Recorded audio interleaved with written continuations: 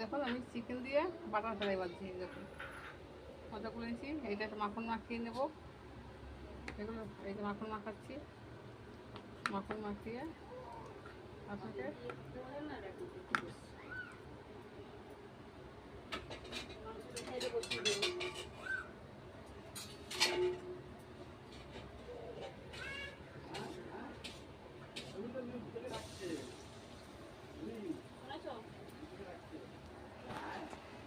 এইটা আমি চিকেন দিয়ে বাটার ফ্রাই করেছি। দেখুন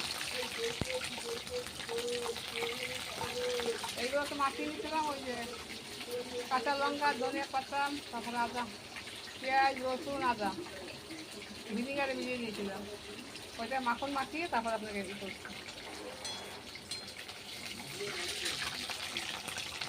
দেখুন ভাজা হয়ে গেছে।